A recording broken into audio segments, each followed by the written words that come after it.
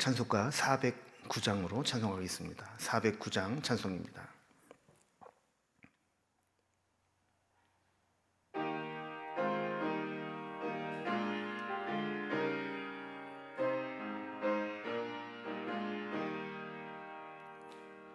나의 기쁨은 사랑에 주님께 있사오니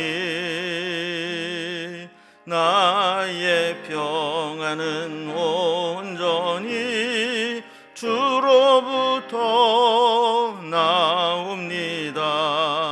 하나님은 나의 산성 피난처 되시니 우리 모두 두려울 것 전혀 없으리라. 나의 소망은 능력에 주님께 있사오니 나의 믿음은 온전히 주로부터 나옵니다. 예수님은 나의 구원 반석이 되시니 우리 모두 걱정할 것 전혀 없으리라. 나의 영혼은 전능에 주님께 있사오니 나의 구원은 온전히 주로부터 나옵니다. 성령님은 나의 능력 참 생명 되시니 우리 모두 의심할 것 전혀 없으리라.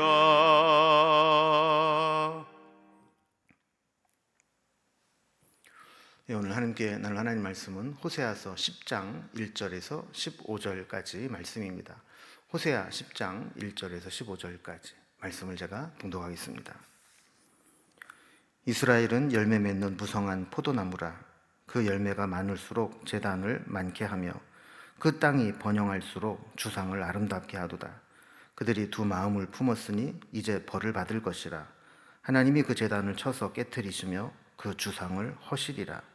그들이 이제 이르기를 우리가 여호와를 두려워하지 아니하므로 우리에게 왕이 없거니와 왕이 우리를 위하여 무엇을 하리요 하리로다.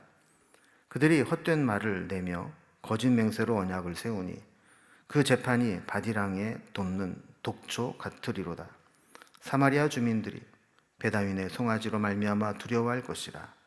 그 백성이 슬퍼하며 그것을 기뻐하던 제사장들도 슬퍼하리니 이는 그의 영광이 떠나감이며 그 송아지는 아수르로 옮겨다가 예물로 야렙 왕에게 드리리니 에브라임은 수치를 받을 것이요 이스라엘은 자기들의 계책을 부끄러워할 것이며 사마리아 왕은 물 위에 있는 거품같이 멸망할 것이며 이스라엘의 죄 곧 아웬의 산당은 파괴되어 가시와 찔레가 그 제단 위에 날 것이니 그때에 그들이 산더러 우리를 가리우라 할 것이요 작은 산더러 우리 위에 무너지라 하리라. 이스라엘아, 네가 기브아 시대로부터 범죄하더니 지금까지 죄를 짓는구나. 그러니 범죄한 자손들에 대한 전쟁이 어찌 기브아에서 일어나지 않겠느냐. 내가 원하는 때에 그들을 징계하리니 그들이 두 가지 죄에 걸릴 때에 만민이 모여서 그들을 치리라. 에브라임은 마치 길들이 남소 같아서 곡식 밟기를 좋아하나 내가 그의 아름다운 목에 몽해를 메우고 에브라임 위에 사람을 태우리니 유다가 밭을 갈고 야곱이 흙덩이에 깨뜨리지라. 너희가 자기를 위하여 공의를 심고 인애를 거두라. 너희의 묵은 땅을 기경하라. 지금이 곧 여호와를 찾을 때니 마침내 여호와께서 오사 공의를 비처럼 너희에게 내리시리라. 너희는 악을 밭가라 죄를 거두고 거짓 열매를 먹었나니 이는 네가 네 길과 네 용사의 많음을 의뢰하였음이라. 그러므로 너희 백성 중에 요란함이 일어나며 네 산성들이 다 무너지되 살만이 전쟁의 날에 베다윈을 무너뜨릴 것 같이 될 것이라. 그때 어머니와 자식이 함께 부서졌도다. 너희의 큰 악으로 말미암아 베델이 이같이 너희에게 행하리니 이스라엘 왕이 새벽에 정령 망하리로다. 아멘. 우리가 하나님을 섬긴다 그럴 때 하나님만 섬기는 게 중요합니다. 하나님을 섬기고 세상도 기웃거리고 우상도 섬기고 이러면 안 된다는 거죠. 그런데 사람들은 하나님만으로 만족하지 못할 때가 있습니다. 그러니까 믿음이 부족한 사람은 하나님만 믿고 나갔다가 혹시 하나님이 책임져 주지 않으면 어떻게 하나 하는 마음에 보험처럼 어떤 세상에 뭔가 믿을 만한 것들을 마련해 놓고 또 다른 신도 기웃거리고 그러기가 쉽습니다. 그래서 하나님을 믿는다 하면서도 한편으로는 다른 것을 찾기도 하고 다른 것에 기웃거리기도 하는 거죠. 그런데 문제는 그렇게 많은 은혜를 경험한 이스라엘 백성들도 하나님을 온전히 믿지 못하고 두 마음을 품었다라는 겁니다. 저들은 하나님의 은혜를 주실수록 하나님으로부터 멀어져서 우상을 섬겼고 하나님 대신에 베델과 단의 금송아지를 만들어 신상을 섬김으로 우상 숭배를 하게 되었습니다. 하나님은 이렇게 두 마음을 품고 하나님을 섬긴다 하면서도 다른 우상을 섬기는 것들을 싫어하시고 그것에 대해서 심판을 예고하고 계십니다. 오늘 이런 내용으로 말씀을 주고 있는데 단락별로 좀 구분을 해보면 1절에서 4절까지는 하나님의 은혜를 체험한 이스라엘 백성들이 하나님만 섬기지 못하고 두 마음을 품은 것에 대해서 심판을 예고하는 장면이 나오게 됩니다. 5절에서 8절까지는 그러한 사마리아의 이스라엘의 수도였던 사마리아에 임할 하나님의 심판이 얼마나 심각한가 하는 그들의 참상을 예고합니다. 9절부터 13절까지는 저들의 죄악은 기브아 때부터 시작된 죄인데 그걸 끊어버리지 못하고 계속 지속하고 있다는 것을 지적하게 됩니다. 그리고 마지막으로는 전쟁과 왕권이 몰락할 것을 경고하면서 하나님의 심판을 경고하며 하나님만 섬기기를 말씀합니다. 이제 단락별로 살펴봅니다. 먼저 첫 번째로 이스라엘 백성들이 하나님 앞에 엄청난 은혜를 입었지만 하나님만 섬기지 못하고 두 마음을 품고 우상에 빠지게 된 것에 대해서 심판을 예고하는 장면입니다. 이스라엘 백성들은 받은 은혜를 배반했습니다. 1절에 보면 하나님이 저들에게 풍성함을 주실수록 은혜에 감사하기보다는 우상의 제단을 많이 쌓았고 또 우상의 주상을 더 아름답게 꾸몄습니다. 이것을 2절에서는 이렇게 평가합니다. 그들이 두 마음을 품었으니 이제 벌을 받을 것이라. 하나님이 그 제단을 쳐서 깨뜨리시며 그 주상을 허시리라 그랬습니다. 그들이 이제 두 마음을 품었다라는 것은 하나님도 섬긴다고 하면서 다른 우상도 함께 섬겼다라는 겁니다. 하나님은 결국 이것을 허용하지 않으시기에 하나님께 벌을 받게 됩니다. 그래서 하나님이 우상을 위해 세웠던 제단과 우상으로 만들었던 그 주상들을 다 깨뜨리고 허물어뜨리겠다고 말씀하는 겁니다. 하나님께 벌을 받은 이스라엘 백성들은 깊은 탄식에 빠집니다. 그래서 이렇게 이야기합니다. 3절에 보면 그들이 이제 이르기를 우리가 여호와를 두려워하지 아니하므로 우리에게 왕이 없거니와 왕이 우리를 위하여 무엇을 하리요 하리로다 그랬습니다. 그러니까 저들이 하나님의 징계에서 벗어나게 인도할 왕도 없고 설령 왕이 있다 할지라도 그 왕이 우리를 위해서 무엇을 해줄 수 있겠는가 이렇게 절망하며 탄식할 지경이 되었다는 겁니다. 4절에 보면 이스라엘 백성들은 헛된 말을 하고 거짓 맹세로 언약을 세우고 재판은 바디랑에 돋는 독처처럼 사람을 죽이는 역할을 했다는 겁니다. 온갖 거짓이 난무하고 또 진실과 정의가 없어지고 말만 하면 사기치고 해를 끼치는 그런 세상이 되어버리고 말았다는 거죠. 그러니까 두 마음을 품은 자, 하나님을 떠난 자들에게 나타나는 결과가 이렇다는 것입니다. 두 번째는 그 핵심 본거지였던 사마리아에 임할 심판의 참상을 이야기합니다. 그래서 5절에 보면 사마리아 주민이 베다윈의 송아지로 말미암아 두려워할 것이라 그랬습니다. 이 사마리아 주민은 이제 북이스라엘 사람들을 말합니다. 베다윈의 송아지는 베델에 세운 금송아지 우상을 의미하는 겁니다. 이 베델과 단에 금송아지를 만들어서 섬기게 된 우상 숭배는 결국 이스라엘 전역을 우상에 물들게 했고, 그 결과는 6절에 있는 말씀과 같이 금송아지 우상은 아수르로 빼앗겨 옮겨지게 되고 이스라엘은 수치를 당하게 됩니다. 자신들이 행한 일로 인해서 영광을 보는 것이 아니라 도리어 그것 때문에 수치스러워하고 그 계책을 부끄러워하게 될 것이라는 거죠. 결국 7절에 있는 말씀과 같이 사마리아의 왕은 물 위에 있는 거품과 같이 그 허무하게 아무런 힘도 없이 이렇게 망하게 될 것이고, 8절에 있는 말씀과 같이 그들이 섬겼던 우상의 산당은 파괴되고 가시와 찔레가 나는 황폐하게 될 것이다 라는 것입니다. 결국 더 많은 쾌락과 즐거움과 만족을 위해서 우상을 섬겼지만 그 결과는 이렇게 황폐함으로 끝나게 되는 거죠. 그리고 이렇게 심판을 받게 되는 가장 큰 원인 중에 하나가 뭐냐 하면, 세 번째 단락처럼 기브아 시대 때부터 시작된 죄를 누군가는 반드시 끊어버려야만 했는데 끊어버린 자가 없어서 계속 지속되면서 죄악을 범하게 되었다는 겁니다. 하나님은 이스라엘 백성들에게 거듭거듭 그들의 죄악을 지적하면서 다시 회개할 것을 촉구해 오셨습니다. 또 9절에 보면 이스라엘아 네가 기브아 시대로부터 범죄하였더니 지금까지 죄를 짓는구나. 그러니 범죄한 자손에 대한 전쟁이 어찌 기브아에서 일어나지 않겠느냐 그랬습니다.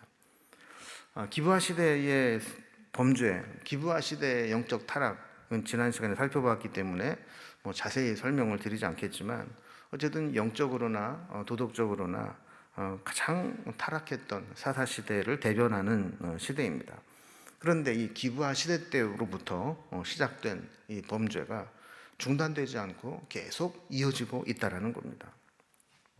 하나님은 공의를 실현하시는 분이기 때문에 죄악을 마냥 허용하지는 않으십니다. 그래서 우리에게도 중요한 숙제가 있죠. 우리에게 만약에 그것이 그동안 관례, 관행, 또 습관 이런 것으로 점철된 잘못된 부분들이 있다면 누군가는 그걸 끊어버리고 믿음으로 시작해야 될 텐데, 그것을 계속 묵인하고 관행이라는 이름으로 용인하게 될 때 결국 공의 하나님 앞에 심판을 받게 되는 겁니다. 그래서 10절에서는 하나님이 원하신 때에 반드시 그들의 죄악을 징계하실 것이다 그러면서 그들이 두 가지 죄에 걸릴 때 만민이 모여서 그들을 칠 것이다 이렇게 말씀을 합니다. 11절 말씀을 보면 에브라임은 마치 길들이 남소 같아서 곡식 밟기를 좋아하나 내가 그의 아름다운 목에 멍에를 메우고 에브라임 위에 사람을 태우리니 유다가 밭을 갈고 야곱이 흙덩이를 깨트리리라 그랬습니다. 사람들은 보통 자기가 복받을 만한 일은 하지 않고 그러면서도 복은 받고 싶어 합니다. 에브라임은 북이스라엘의 별명인데 북이스라엘도 지금까지 하나님께 복받을 만한 일은 하지 않았습니다. 그러면서 길들이 남소가 곡식 밟는 것처럼 되기를 좋아한다 그랬습니다. 그러니까 잘 길들여진 소는 추수할 때 곡식을 밟아 떨면서 거기에 떨어지는 곡식은 먹는 자유를 누렸습니다. 그래서 이 일하는 자의 소의 멍에를 그 입에 멍에를 매이지 않고 먹을 수 있도록 한 거죠. 그 북이스라엘이 지금 그렇게 축복받기를 원했다라는 겁니다. 그러나 오히려 불순종한 자들의 목에는 멍에를 메우고 또 사람을 태우고 죽어라 일만 하듯이 고생하게 하시겠다라는 겁니다. 그러나 12절 말씀 보면 하나님은 마지막까지 이스라엘 백성들이 하나님께로 돌아오기를 호소하는 것을 보게 됩니다. 그래서 너희가 자기를 위하여 공의를 심고 인애를 거두라. 너희 묵은 땅을 기경하라. 지금이 곧 여호와를 찾을 때니 마침내 여호와께서 오사 공의를 비처럼 너희에게 내리시리라 그랬습니다. 이제라도 공의를 심고 인애를 거두라 말씀합니다. 하나님에 대해서 굳어졌던 묵은 땅을 기경하여 갈아엎고 하나님을 찾으라고 권면합니다. 그러면 하나님이 다시 저들을 찾아오셔서 공의를 비처럼 내리시고 그곳에서 열매를 맺게 하시겠다라는 거죠. 그래서 13절에서는 너희는 악을 밭가라 죄를 거두고 거짓 열매를 먹었나니 이는 내가 내 길과 내 용사의 많음을 의뢰하였습니다. 그랬습니다. 저들이 살 길은 12절에서 말씀하신 것과 같이 공의를 심고 인애를 거두어야 했는데 저들은 지금까지 밭을 갈아 악을 심고 그 결과로 죄를 거두고 거짓 열매를 먹고 살아왔습니다. 그러면서 저들이 이렇게 죄와 악을 행하게 된 이유로 길과 용사의 많음을 의지했기 때문이다 그랬습니다.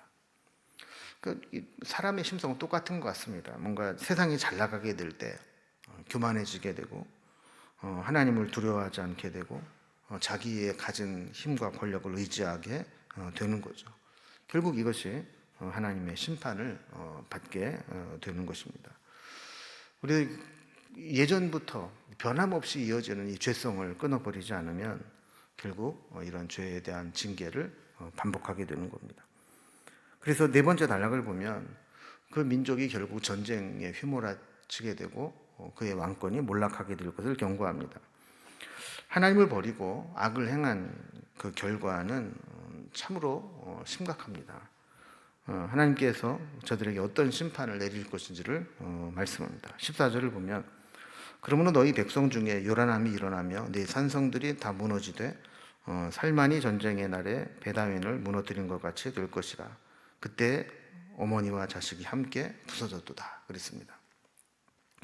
이 백성 중에 요란함이 일어난다는 것은 전쟁이 일어난다라는 겁니다. 구체적으로 아수르의 살만이 침략해서 그들의 산성이 무너지고 요새가 파괴되고 백성들은 무참히 사륙을 당하게 되는데 어머니와 자식이 함께 부서졌다라는 것은 한치의 자비심도 없이 무자비하게 다 사륙을 당했다라는 말입니다.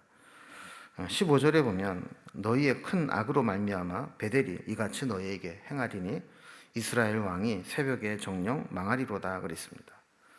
저들의 심판의 원인은 베델의 금송아지 우상에서 시작된 것이고 새벽에 망한다라는 것은 갑자기 망한다는 겁니다. 의도하지 못하고 예상하지 못했던 때 순식간에 망한다는 겁니다. 하나님의 은혜를 주실수록 마음을 다하여 하나님을 섬기고 우리가 조금 잘못된 것처럼 느껴질 때 마음을 기경하고 하나님께로 돌아와야 심판을 받지 않고 하나님의 은혜를 지속적으로 받을 수 있는데 그렇지 못하게 되면 결국에는 심판밖에는 남은 것이 없다라는 거죠. 오늘 말씀을 통해서 우리가 다시 한번 생각해 봅니다.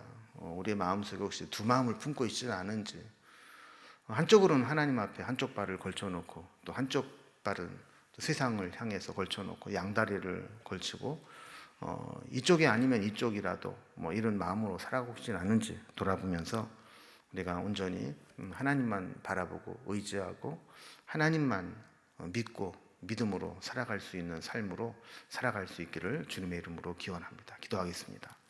하나님 아버지, 이스라엘 백성들이 두 마음을 품어 하나님만으로 만족하지 못하고 세상을 의지하고 우상을 향해 나아갔던 것을 하나님께서 싫어하시고 그것에 대한 징계를 내리시는 것들을 말씀을 통해 살펴보았습니다.